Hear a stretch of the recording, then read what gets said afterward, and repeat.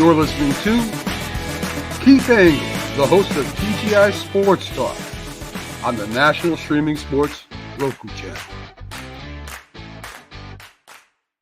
Good morning, everybody. Keith Engle here for TGI Sports Talks 101 with Keith Engle. I'll bring my guest in just a few minutes. Gary McKillips, who's the host of a podcast, Sports Across the Board, which you can catch, and we'll talk to Gary about how we can see those episodes and previous episodes, and talk a little bit about what he's done in the past. And Gary, what a great voice for real. But I was listening to some of his interviews the other day. He's got the best radio voice ever, and we're going to talk about the fact that he's covered pretty much every major sporting event in his country, every major sport in general. He also was the play-by-play announcer for the Glove City Colonials back in the 70s when I was going to watch these games in upstate New York, Johnstown, New York, specifically at Knox Field. Some great friends of mine played on that team and are in the Semi-Pro Hall of Fame. So we'll be talking about some of that and his memories of upstate New York, good and bad, I guess. And Gary's done some other stuff. He's semi-retired, as he just told me, but I know he does some stuff for AP Radio, some blogging, and we'll talk to him about everything that he's done. He's had a great, varied career in the sports world, both kind of in front of on the front lines and kind of behind the scenes. And we'll get into all of that with Gary in just a second. Want to welcome all of you watching today on our TGI Sports Talk Facebook feed, our YouTube feed. We're live on National Streaming Sports Roku channel. Get those channels downloaded, guys. All you need is the Roku app or smart TV and download the National Streaming Sports channel, and you can watch my giant head on a bigger screen. And DDH, thumbs up to you. Hope you're watching down on us today. Couple quick shout outs. Ralph Williams at RW Media in Pittsburgh. Ralph does some great stuff there, specifically the sports corner that he does every Tuesday from 4 to 6 p.m. Eastern with Smoke and Jim Frazier. I've been a guest there a few times and had a lot of fun with those guys. And some of the groups that, there's hundreds of groups I share this to, as you know, and we end up with thousands of views because of that, plus our live viewers. Specifically John Gonzalez at the Sports Authorities, Flo and the gang at Bottom Line Sports, Tanner D over at LTS, Let's Talk Sports, and of course Ken Krause at Golf Bud Sports and More, Sports of All Sorts, sorry. And we appreciate all of that. And also don't forget to check out Bet Us. They're a partial sponsor of National Streaming Sports. You can go to the Northeast Streaming Sports site, nessp.gov,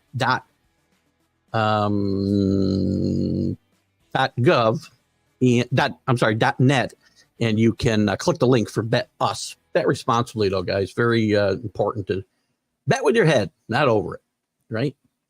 In any event, I'm going to bring in my guest right now, Mr. Gary McKillips. Oh, Gary has gone dark on me. How come? What happened, Gary? Gary kind of disappeared. Might be back in a second. So anyway, we'll talk to Gary about how he got interested in sports and how he got into the fields that he got into at University of Tennessee and Georgia State, Turner Broadcasting. Did a lot of different stuff. We lost Gary at the last second here. Or maybe he bailed out. Maybe he said, Jesus, I can't do this. I felt that. Who's with us this morning so far? Rick Sherlock's with us. Dave Guyette's with us. Good morning, Rick. Looks like Gary's back now. Rick Sherlock, former Glove City Colonial Rick Sherlock. Good morning, Gary. How are you? I'm great. How are you, Keith? Very good. I don't know what happened there. I brought you in and we had a black screen. I don't know what happened either, but fortunately, we're back. So, and Alex Simpson's with us this morning. To show you the reach of this show, Gary, Alex Simpson is one of our many, many viewers over in the UK. So we've got lots of viewers all over the place. And Rick Sherlock right up in Amsterdam, New York, which you're probably familiar with from your time here in the Northeast. Absolutely. Mm-hmm. Jerry, I said I listened to your some of your podcasts this past week, and the voice is perfect, man. You got the radio voice.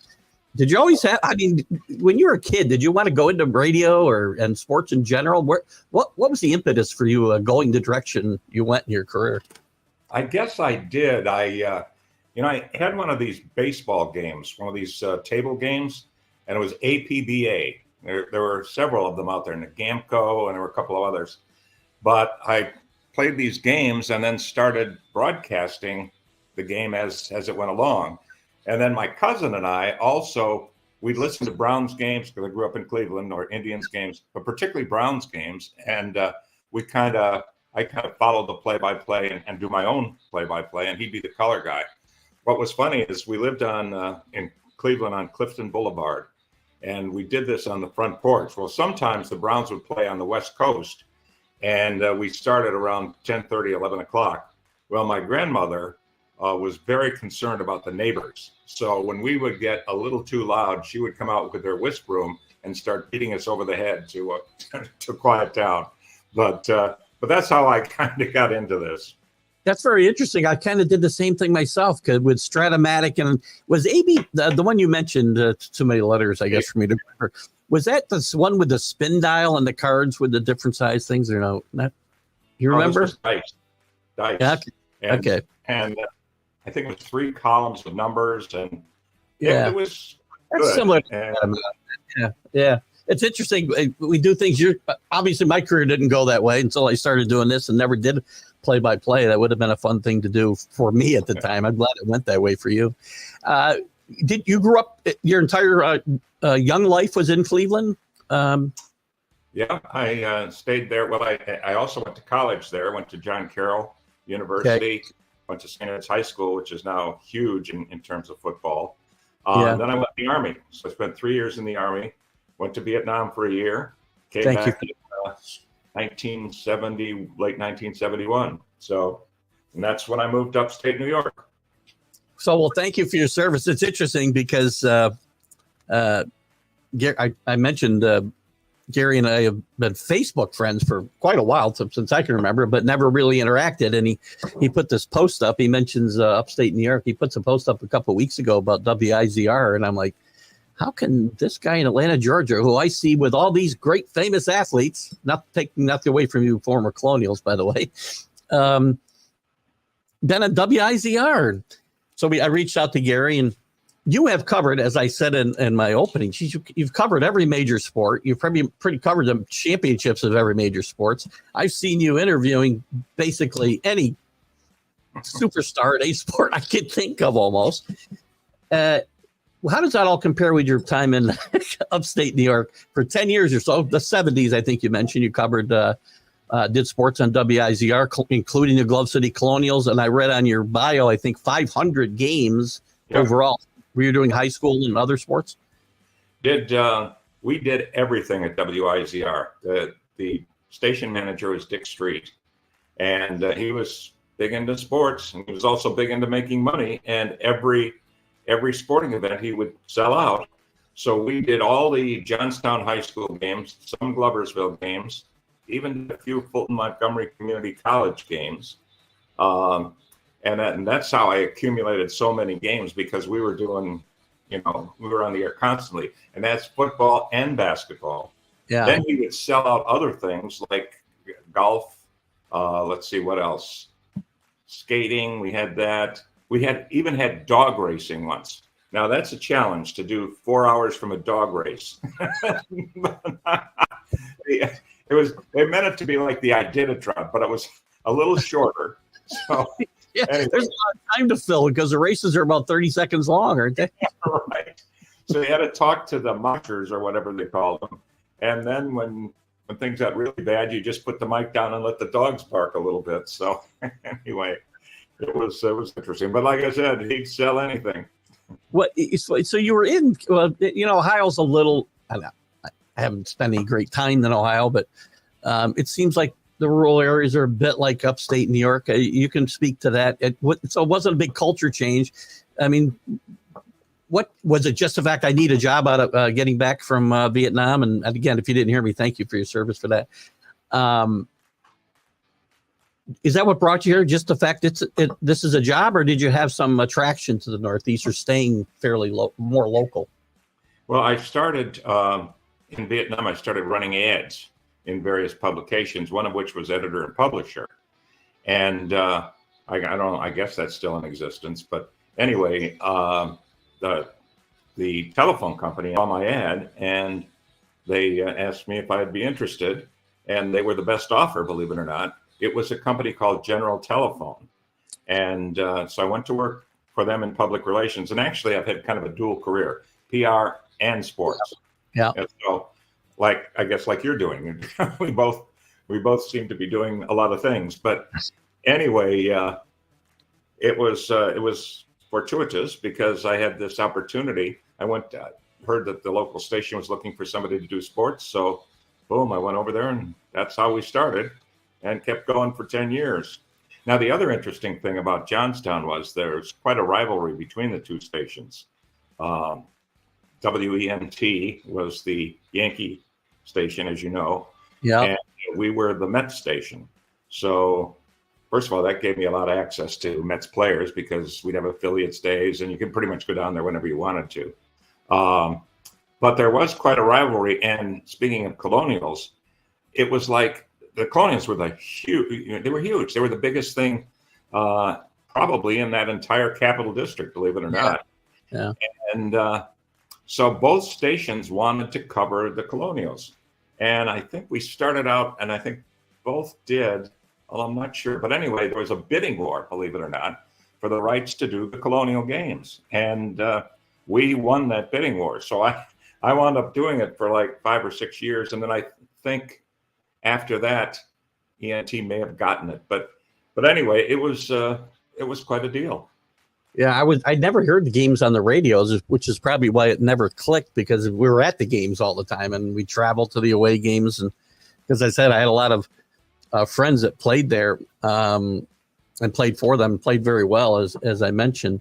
You have fond memories of being in upstate New York? Oh, absolutely. Yeah. Well, we were just talking earlier about the fall and how beautiful it is. Because of the association with the radio station, I covered Saratoga every so often, and actually had an opportunity to see Secretariat. And this was the year that he won the Triple Crown, and there was great anticipation. This was the Whitney Stakes. Travers. Was it Travers? Oh, no, it was a Whitney. I think you're right. Yeah. Where he wound up losing to a horse named Onion. But the interesting thing about that is I had arranged for the credentials, got up to Saratoga, no credential. So I had to talk my way through the first gate, basically, got upstairs to the press box, and I talked to someone up there, and I convinced them that I really needed to be here. And he said, okay, well, there's no seats, but you can stay here. So I looked around, and there was an empty seat. So I went and sat down, and the nameplate said Win Elliott, who was a great announcer for CBS and covered all these major races. So I was sitting in Win Elliott's seat as Secretariat was defeated. But that's interesting. Saratoga, where I live now, is about, I don't know, 15 minutes from south. I live in Half Moon, which is around Clifton Park, which you would not recognize probably from your days in the 70s. If you ever came to the Clifton Park area, it was all farmland. Now it's all homes and developments, and the beautiful, beautiful area. It's about halfway between Saratoga and Albany. So I know you probably must have traveled through a lot of this area when you're covering the Glove City Colonials, because they were playing in, Hudson Falls and Albany, and where Messina you mentioned, I think. Let me see here. I have a schedule, but they played in places like Messina, Watertown. Yeah. Boy, I'll tell you. Okay, here we go. Albany, obviously. They played the Mid-State Mustangs in Herkimer. I used to do high school basketball in Herkimer when the Johnstown team would go there. They played in Binghamton, Rochester, and of course Messina. So, they got all over the state. Now, we always had some interesting happenings on these away trips. Yeah. And once we went up to Watertown, and we stayed at the Holiday Inn in Watertown. It's a very nice hotel. And the way this worked, there wasn't a bus. Everybody just drove on their own, basically. Right. Put the gear in and went up there. And then I would drive. Sometimes I'd take my color man. Sometimes I'd just drive up there on my own. But anyway, so we got there, and we stayed the night after the game. And I think we won that game against Watertown. Watertown Red and Black was their name. And there was a barber shop at the top of the hotel. Now, why there was a barber shop up there, I have no idea. But so as the evening went on, there were a group of Colonials around, and we were all kind of talking. And all of a sudden, they noticed that Doogie Aguilera was missing. And Doogie was I believe he was a lineman, but he was very prominent with the Colonials. Anyway, so there was the barber shop, as I said, up at the top. Yeah. And we were all talking, where's Doogie? Where's Doogie? And all of a sudden, the elevator door opens, and there's this guy with a cigar sitting on a barber chair. And that was Doogie. So somehow they managed to dislodge the barber chair and bring it down. I can't remember how much damage they had to pay for. But yeah, there was an interesting group of guys that played there. The time that I know best was mid to late 70s, because I'm a little bit, yeah, and you guys have been probably the same age as a lot of those guys that were playing when you got started, I would think. A lot of college guys would play and then have to go back to college. If I remember right, let me start there. If I remember right, the Colonials always would have a really good team and then kind of fade towards playoff time because a lot of the college kids had to go back to school. Same way you remember that? I do. I think that's one of the reasons why they only won one championship when I was there, and that was 1974. Yeah. But yeah, they had quite a few. Actually, they had quite a few regulars who would hang around. I mean, one of the more famous is Bobby Bean, and he was let's see, good quarterback. Sure. This was our quarterback. This is a Colonial program from, let's see what year it was. It was 1979. Bob Bean was the quarterback. He quarterbacked for about 10 years. Yeah, I remember. And as this says, he was picked by Pro Football Weekly as the nation's top Class A signal caller for 1978. So he was quite good. We did a real strong team back in those days. Yeah, we talked about Joe Hall earlier, and I believe Joe and Bob Bean went into the Semi-Pro Football Hall of Fame together. Yeah. Sadly, it was shortly after Bob passed away. He had a battle with cancer in 2016. Yeah, I know. I just saw that. So, but good guy, and they've got. I mean, there's a lot of guys from that era that I know of, and I'm sure from other eras that made the Hall of Fame. Harry Robinson played a long time. Some of these names you may remember and may not. Bobby Sherlock, I mentioned. John Doviak, Joe Hall, who, by the way, created quite a stir when he decided to go play for the Maulers one year. Him and Salvataglia, I remember both going there. Billy Hall, I remember very well. John Doviak, maybe I mentioned Rick Sager. Mike Malatino, I know, was a Hall of Famer as well. Yep. He was a defensive back. Yeah. Any of those people that, because these were all crazy guys, most of them, as you mentioned, with the barber chair. In their younger days, they were crazy. Absolutely, yeah. No, Joe Hall, I'll tell you, he was a talent. He was really good, and I called him Jumping Joe Hall, and he would, he'd pick off 50 yards occasionally. He had games of close to 100 or over 100 sometimes, and he was just a joy to watch. So that was one of the better teams when he was around. For several years, actually. I think Joe's about 6 years older than me, so I think he's 70, and he looks like he could play today.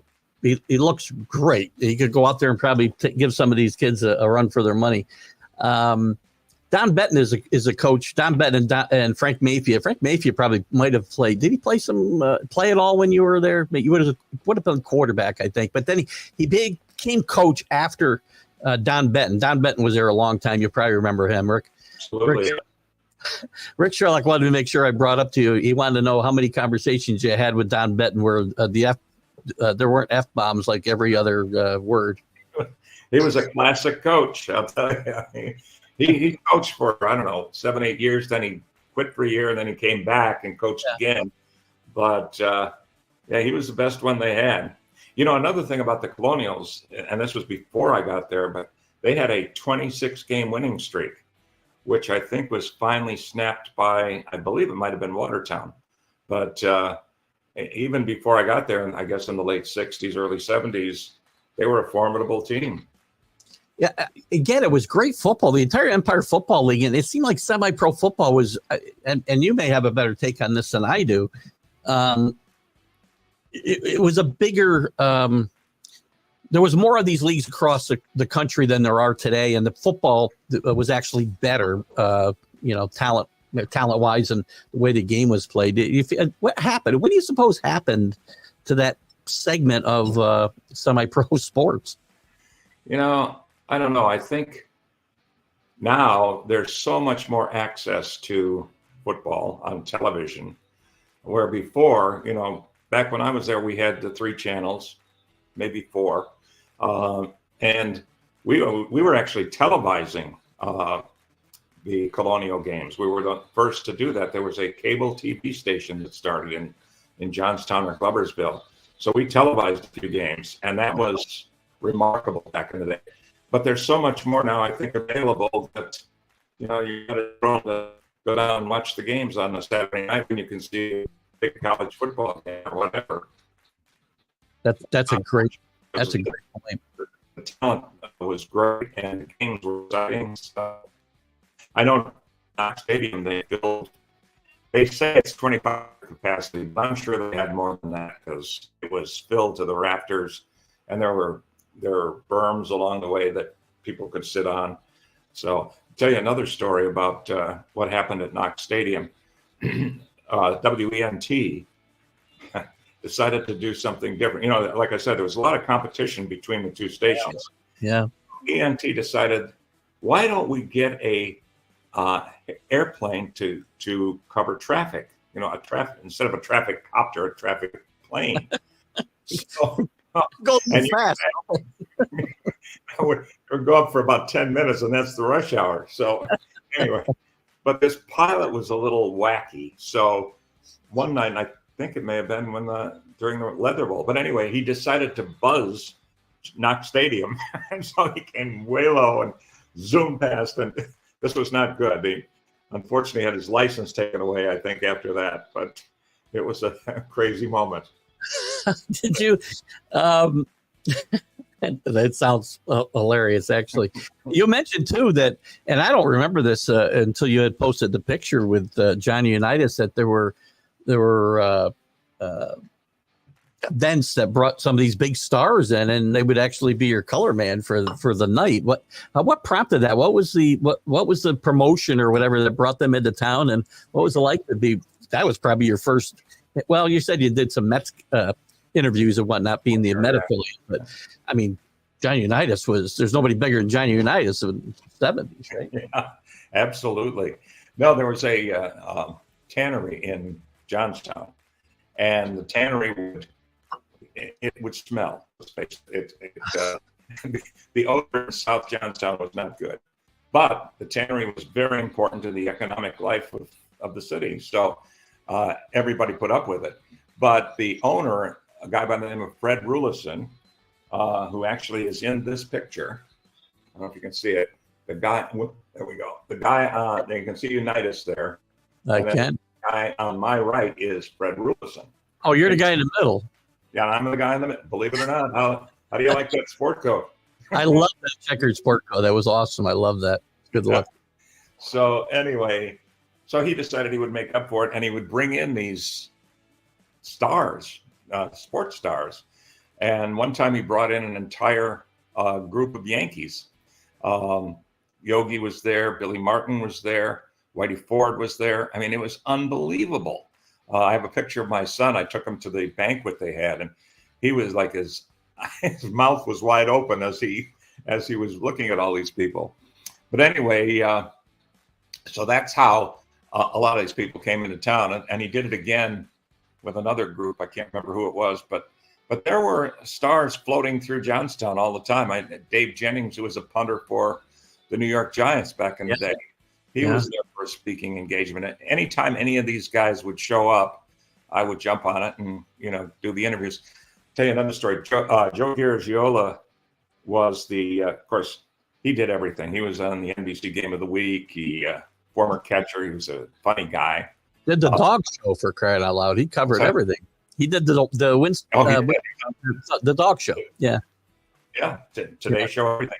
Did everything. Anyway, so I was in the car. We went to the Albany airport, and I was in the car with Yogi, Joe, myself, and the driver.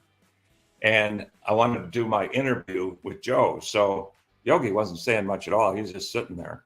And so I interviewed Joe, and we got to Johnstown, and there were hundreds of people. I mean, maybe 1,000 people waiting for this caravan coming in. And Joe said, how'd it go? I said, oh, fine, no problem. And he said, are you sure that tape is going to be good? There may be some road noise or something. So I checked it, and I said, sure enough, there was. But I wasn't going to say, let's redo it, because, I was intimidated by all these guys. So anyway, he said, oh, wait a minute. Let's stay right here, and you redo this tape. And I'll tell you, that was a great lesson for me because, never sacrifice quality for whatever. And, I know that he was such a great guy as a public figure, where a lot of guys would just blow it off and that's it. So that's my story about Joe. Rick brings up, it must have been talking about the tanning company, the Leather Bowl. I'm not sure. I don't know if the Leather Bowl was maybe that was a Gloversville Johnstown rivalry. I don't know. Rick maybe can give us some more information, but Rick was also he was one of those Colonials that we talked about. Rick played from the mid 70s and late 80s. He was talking about, speaking of destroying property, they had an away game where they sank a paddle boat and swam to shore, and that ended their hotel stays. That's a good one. Yeah. That is a good one. Yeah. A bunch of those. My God, those guys were nuts. I don't recall. Was there anybody who really? I mean, if somebody was gonna make it to a bigger stage, I mean, somebody like Joe Hall would have been the guy that I would have thought would have. Do you remember anybody from the Empire Football League that really moved on to better things? Some of them did get a look by some of the pro teams, and I think Joe may have. Yeah. Beyond that, I'm not sure. I mean, they had some really good, talented people, but it was tough. I think some of them might have given it a try as a walk-on, but none of them really made it into the pros that I can recall, anyhow. So, but Joe was close. So yourself, spending 10 years in it's not a major media market, obviously. Was great for us. I mean, it's funny. I grew up in Perth, which I think I told you it's about, I don't know, 50, you might know the area. It's 15 minutes from Johnstown and Gloversville, both, 20 minutes. And for us, I mean, Johnstown, Gloversville, Amsterdam, those were the big cities. My wife grew up on Long Island, and like on a Sunday, I'll go watch football with some of my friends in Amsterdam. And she'll say, where are you off to? And I said, I'm going to the city, and she's thinking, the city, that's New York, not Amsterdam. Yeah. But it's the city to me. So these were big cities for us. But you must have had aspirations to move on, and you spent quite a bit of time in Johnstown. Did you have opportunities to leave? I know we talked about your varied career. Was the idea to maybe move on to a major market and get to one of the networks, or were there other plans for Gary? I thought about it, but back in the day, I had one child, three by the time we left Johnstown. Yeah. And I don't know, I came from a family where having permanent employment was a huge deal. And I know back then, there were only 3 TV stations who had an anchor. You had no sports talk stations. So your opportunities were limited, and the pay wasn't very good, as it is. It's not very good now, but still, unless you're really at the upper echelon. Right. So I decided, I guess I'd better just keep doing this PR gig, which worked out very well because I eventually moved to our region in St. Louis, and then I became a corporate officer in Atlanta with a company called Contel at that point after a merger. So that worked out real well, but I was able to keep my passion going all along, which, has now resulted in my continuing to do this stuff full time almost after being retired. So it worked out okay, but yeah, I gave it some thought and probably could have worked at some, in some places, but who knows? So I'm happy with what happened. when you did move on, I guess 80-ish, you move around there, 80. So then I know you were, I don't know the order of what you were at. I mean, you were at Georgia State, and kind of behind the scenes in the as you mentioned, PR and that type of thing. Georgia State, University of Tennessee, Turner Broadcasting. Tell us a little bit about that road for Gary, and how you kind of balanced still your passion with working in the real world, if you will, I guess. Not that that's work, sportscasting. Well, when I moved to St. Louis, I didn't do much radio, but I did do writing for the St. Louis Globe-Democrat, which no longer exists. So I did do freelance writing there and a lot of interesting stories. Had a great interview with a guy named Davey Phillips, who was the umpire, and he was the umpire in the Pine Tar game. Yeah. So that was interesting. Anyway, so I went from there to, I went to Atlanta, and at first didn't do much here. And then, I was only there about a year or so, and the merger took place with Contel being acquired by Verizon or whoever. So I went to work at Turner Broadcasting then. And that was like the blend of both worlds, because I was doing corporate and sports PR. And I was the spokesperson for Ted Turner often, the Goodwill games, and promoted the on-air talent, such as Skip Carey and people like that who actually broadcast the games. So it's kind of a nice melding of sports, corporate, PR, the whole works. But once again, the bug, the merger bug came along, and Time Warner acquired Turner, and they let us all go in Atlanta because the corporate headquarters was in New York. So anyway, then I got an offer from University of Tennessee, and I was kind of sick of corporate anyhow. And Tennessee had Peyton Manning playing there, the Big Orange. I mean, it's huge. I mean, to this day, in fact, online, somebody did an artist rendering of what would it take to put 1 million people in Neyland Stadium, and it showed how the seating could be configured. Anyway, so I went there and just enjoyed that. The second year we won the national championship. T. Martin was the quarterback. One of the highlights of that was going to the White House the following year. Cool. And meeting President Clinton and Gore and the whole schmack. So it was great. And I coordinated the PR on that too, which was rather interesting. After that, so I where was I? Left Turner, then went to Tennessee, and then the Tennessee thing, I didn't get along with the new president, so I decided, screw it. Plus, I want to get back to Atlanta because my wife and I were living in separate places for a few years, and that became quite old. I was commuting on the weekends. It just didn't work out well. So I went to work at Georgia State, and after about a year there, I got a call from actually the guy who was the play-by-play guy for Georgia State. Told me that they were looking for somebody in Atlanta. The AP was looking for somebody in Atlanta. And lo and behold, I called Dave Lebeski up there, and we talked about it, and boom, the next thing you know, I was doing the playoffs, which was 2004 when the Braves were in the playoffs, and I started right then.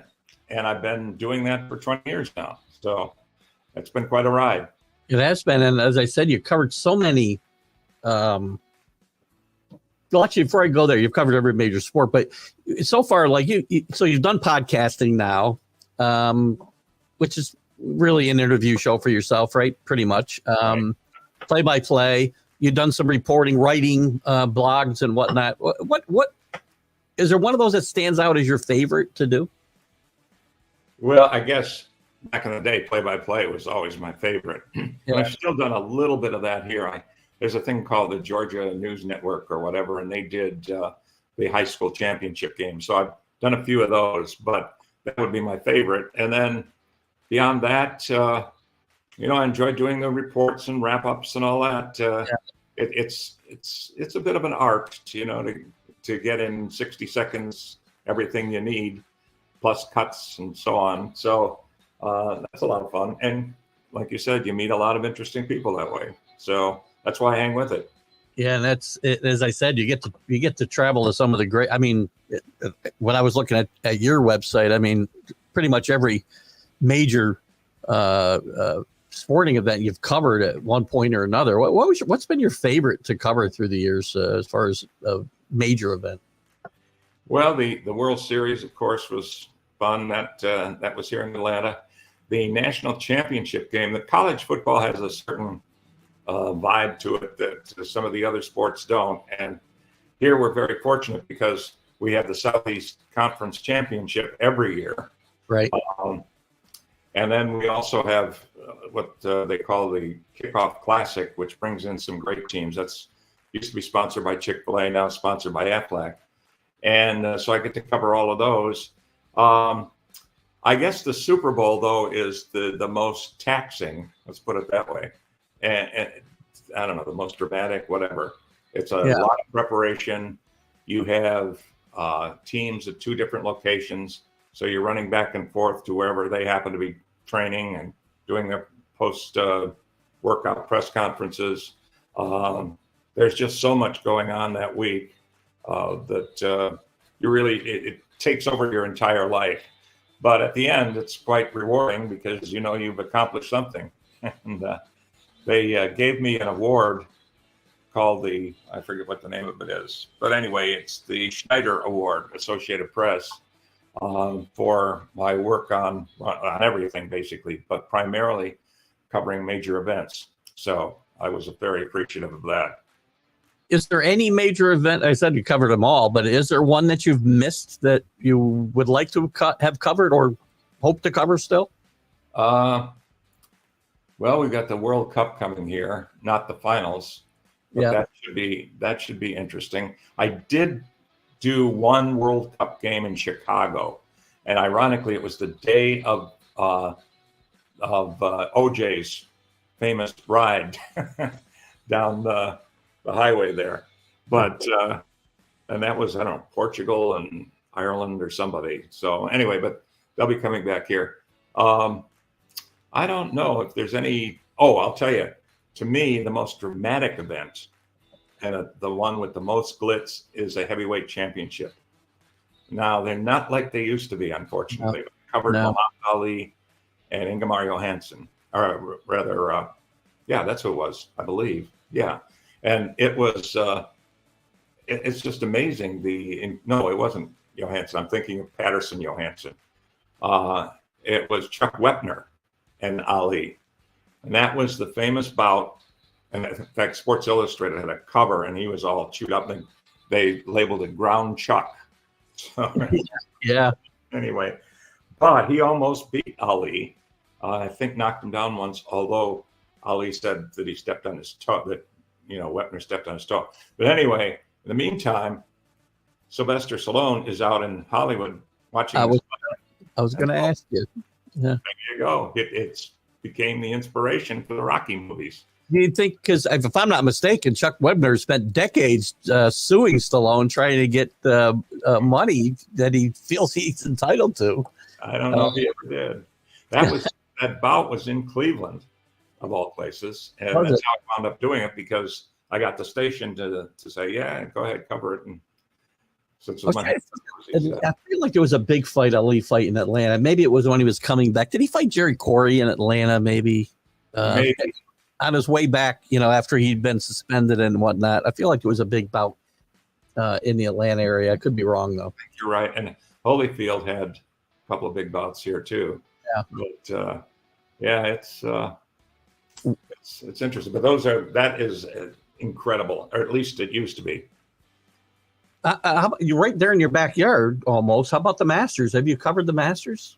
Once, yeah. I had the opportunity. I had another guy working with me, and he's a big golf enthusiast. And I said, listen, you want to cover the Masters, fine. It involves a week going down, staying in a shabby hotel. And I just, for one thing, wasn't willing to give up all that time. The time I was there, I was able to go down for a day, cover it, go back. The most memorable thing for me, and this was in the 80s sometime, maybe late 80s. But most memorable was seeing Arnold Palmer and Jack Nicklaus walking down. They had a practice round, and seeing them together walking down the fairway was just incredible. And that memory is will always remain there. That's got to be just burned into your psyche. That picture. Speaking of upstate New York, I did do at, I believe it's Oakmont in Rochester, did do a PGA championship, and that was with WIZR. And I convinced them to let me go cover this, and Nicholas, I believe, won that one. So it was interesting. I know the Oakmont golf course very well. Went to they played the Ryder Cup out there once, and they also played the U.S. Open was there in 1988. We were out there for that. So they've had some pretty big matches out there at Oakmont.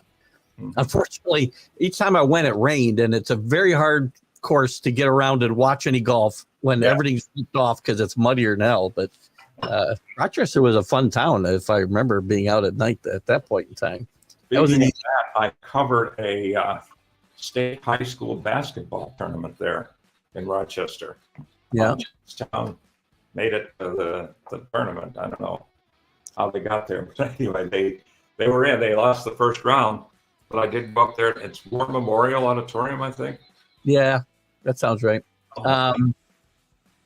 As you, what caused you to settle in Atlanta? I know you moved to Atlanta for work, but what caused you to stay there after? Well, I went, I met my wife here, so that was a good part of it.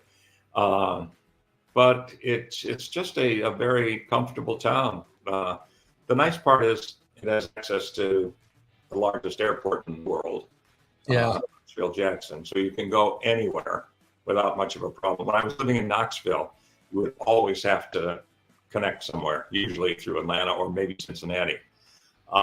So the airport's great. Cost of living is okay. Nothing's cheap these days, but it's not bad. And it's a friendly. Go back to New York, Gary. Yeah, that's right. I remember those taxes. I'll tell you. Yeah.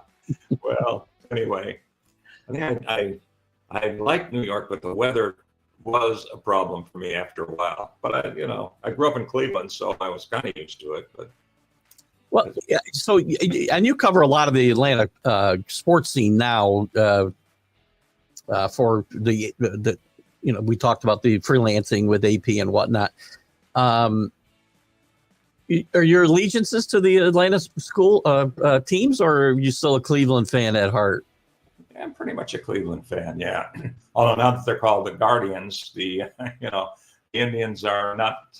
It's not like it was. I mean, I grew up. Rocky Colavito was the hero, and they didn't have very good teams. Only 1959 was the only really good team when I was growing up, and that was when they battled the White Sox to the end, and the Sox won, and then they went on to play the Dodgers.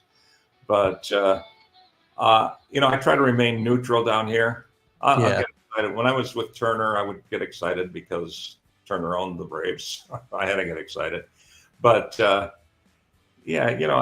as a broadcaster, you kind of have to remain neutral. I also covered back in the day, there were a lot of networks that wanted stringers, to call in scores, reports, and so on. So one time I had 4 or 5 different clients. So I was doing a lot, and I whittled that down just to Associated Press because they really picked up what they're doing. But I did Sirius XM for a while, MLB on Sirius XM, did stations in Chicago, Cleveland, WFAN in New York. But a lot of them don't, IP in Philadelphia, and they picked up the Eagles, so they no longer did their afternoon scoreboard show. Yeah. So anyway, a lot of that business has gone away, and for those who made their living doing that, that's not good. But for me, it's fine. I'm very happy with the Associated Press. Still very busy. So in that area, not to dive into, I'm not asking you what you make or get paid.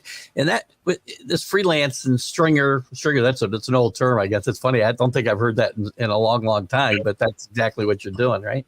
You get paid only when they use your stuff, or just if you're there covering it, you're getting paid no matter what? No, you're assigned a game. So, back in the old days, they had a network. AP had a regular network, and they would do like 3 or 4 hits an hour. So, but if they called you and said, we want this game, you'd get paid, and you would be guaranteed to be on the air. And it's the same thing now. Now they send out a schedule of games. They give you an opportunity to turn them down if you can't make it for whatever reason. It's a nice deal. So, yeah. So you have to pick and choose what you do right now, pretty much. I have this guy who works with me, and that really helps too, because, going to every one of the games, particularly in a season like this, and like many that the Braves have had, they are obviously a very popular team, and therefore you wind up covering almost every game. So I have to have somebody else to help me out with it. And like I said, that works out really well. So the interviews that I've seen on your Facebook page and other places, with, I don't know, Henry Aaron, I mean, everybody I can think of. There's Derek Jeter I saw pictures with, and I'm assuming you interviewed a lot of these people at the same time. How are these coming about? Are these just you going out and going to these different events where these guys are at to get these interviews, or somebody sending you there? No, pretty much. I take advantage of opportunities. Like I interviewed Tim Tebow. He was here for the SEC Media Days. And so I got on the list to interview him, and wound up getting a real nice interview that I used on a podcast. So usually it works that way. Now, let me tell you a couple of Hank Aaron stories while we're at it. Sure. I worked with Hank Aaron at Turner Broadcasting. He was he had retired from baseball, obviously, and he was the vice president of something. I'm not sure what, but anyway, had an office on the 14th floor. I was on the 7th floor doing PR. And I would help Hank with some speeches now and then. And once I went along with him to the National Press Club in Washington. And it was unbelievable, the reception he received. It was just crazy. I mean, so I'm standing next to George Will, is the political columnist, also wrote baseball books. Right. Men at Work is a great book. Yeah. Men at Work, yeah, terrific. So anyway, people are yelling and screaming and applauding for Hank, and George turns to me and he says, we have kings and queens and presidents here. Nobody gets an introduction or a response like Hank Aaron. And that said a lot. It was unbelievable. So it's good. I had a chance to play racquetball with Hank once. He killed me, basically. And so we never played again, but it was an experience. You should have waited until he got older. Maybe you would have had a chance. Yeah. Right? Still had the wrists. That was the thing that was brutal. I mean, his wrists were so quick that. It's funny, and I'm gonna talk to you anyway about the change in sports from when you started to now, and I'll start that segue with this. Baseball is so wrapped up in exit velocities and launch angles. I'll bet you Hank Aaron's exit velocity was nothing that we'd get excited about today. And a lot of his home runs just cleared the fences, but that's all that matters. Right. I 715 just cleared the fence. Yeah. Right. And a lot of his, I remember, he wasn't hitting 500-foot home runs, 480-foot home runs. He was hitting them as far as he had to hit them. And it was those wrists were amazing to watch him, Yeah. And he rarely got over 40 home runs. His secret was consistency. Yeah. That's how he compiled all those numbers.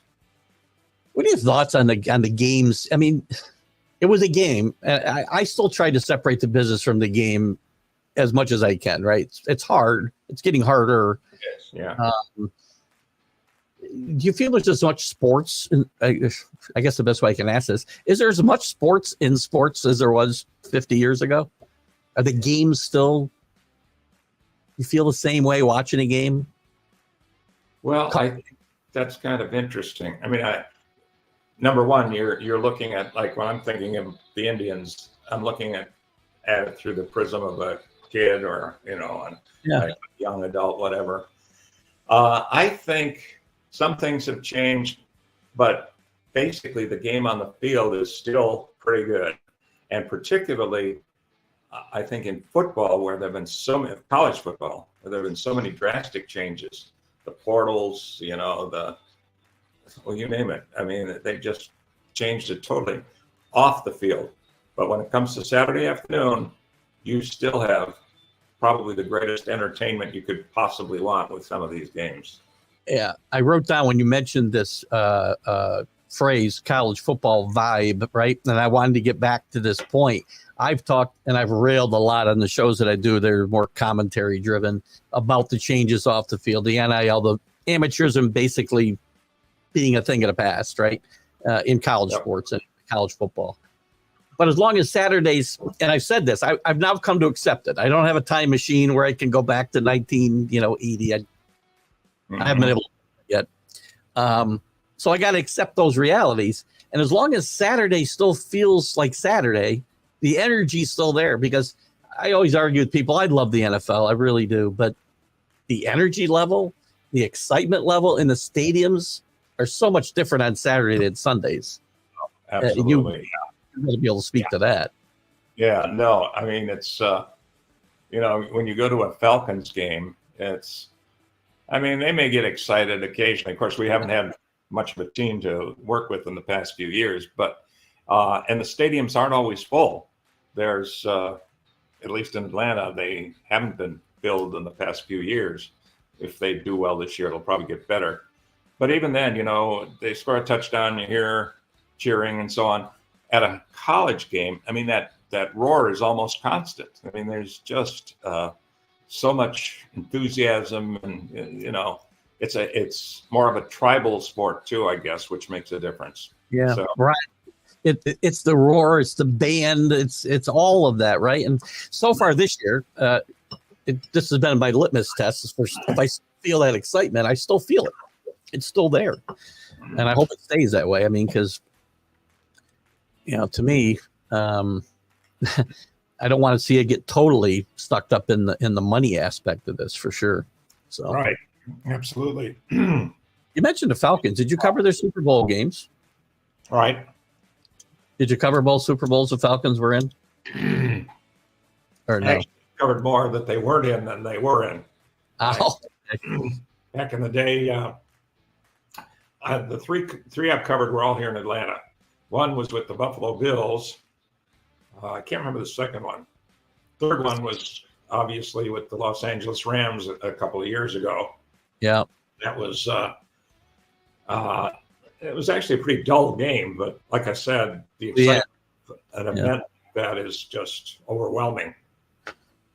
I was asking about the Falcons specifically because I wanted to get to if I could find my way to 28-3. I'm a Patriot fan, so it's one of my favorite Sundays. I've had some bad Sundays, but mostly good ones in Super Bowl Sunday. No one will ever forget that, at least in Atlanta. I was on a cruise ship, and it was either Falcon fans or Patriot haters, and then my little group of about 5. It was ugly for a long time, and people were in my face, but I sat calmly and waited. It was a lot of fun. We have a group in Atlanta called the Touchdown Club. Yeah, and Matt Ryan was the speaker, and he kind of ignored that 28-3, or said it was just things like that happen in sports. Well, I asked him to be on a podcast too, and I tried to follow up with him. Have not heard back yet, but I'm hoping to get him one of these days. He's obviously now very busy doing television. Yeah. I was going to ask you if you'd had him for an interview, because I remember him when he was at Boston College. Mm-hmm. A friend of mine from Amsterdam, Josh Beekman, his son was an offensive lineman the entire time Matt was there. In fact, he got drafted by the Bears, I think, in the 3rd round, if I remember, and had a short NFL career, nothing like Matt's. But he was a good kid, and we used to sit with his dad, and his dad was quite a character for sure. And I never saw, he was a good college quarterback, but I never foresaw what was going to come for him in the NFL. I know. He was terrific. He of course got into that one Super Bowl, but what can you say? That happens. Who's your best interview that you've done, Gary? Who'd you enjoy the most? Oh boy, I enjoyed Tebow a lot. I enjoyed Jim Kelly. the old Buffalo Bills quarterback. Yesterday, actually, yeah. Yeah, he has a great story to tell about he had his cancer and all that. And he's, I asked him about losing those 4 straight Super Bowls.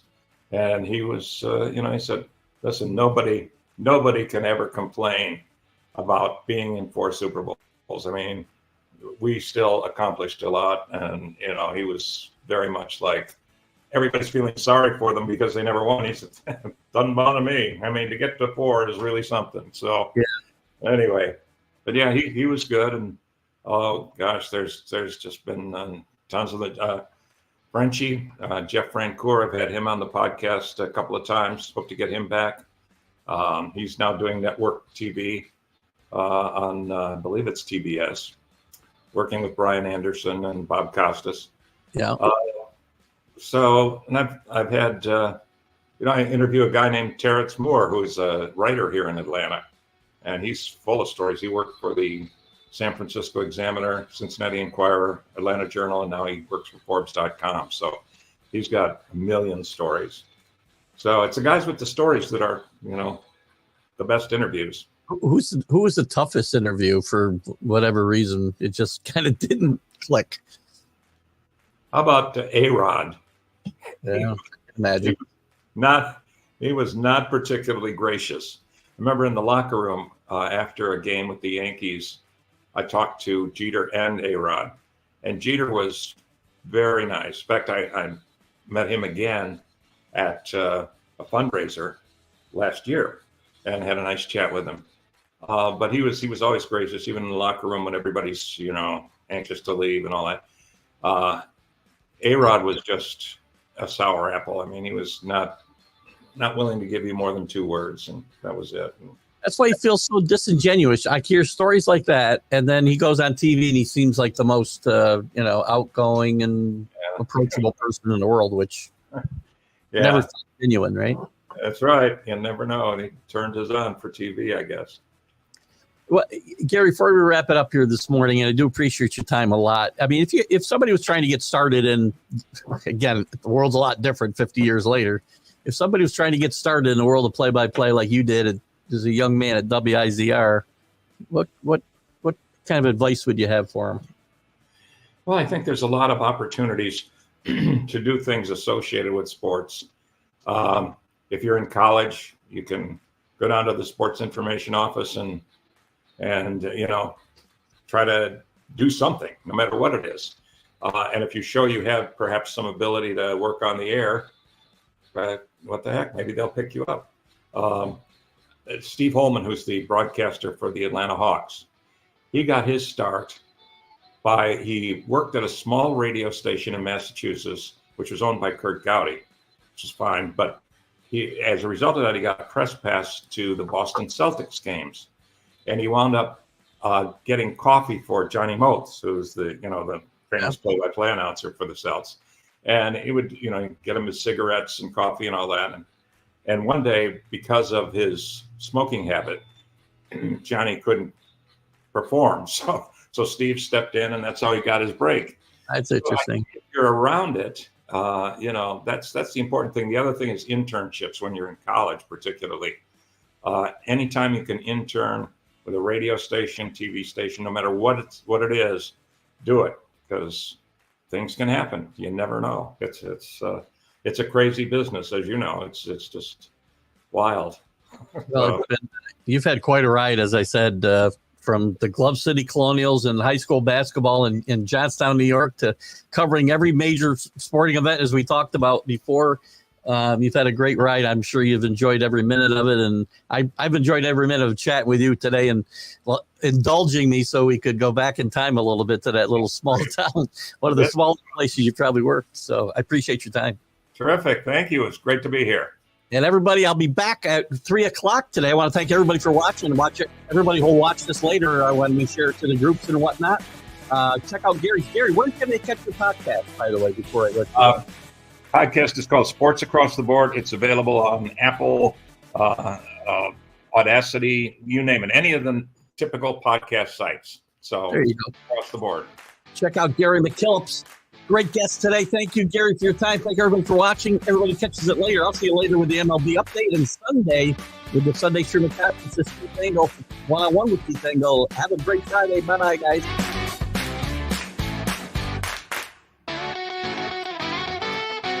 You're listening to Keith Engle, the host of TGI Sports Talk on the National Streaming Sports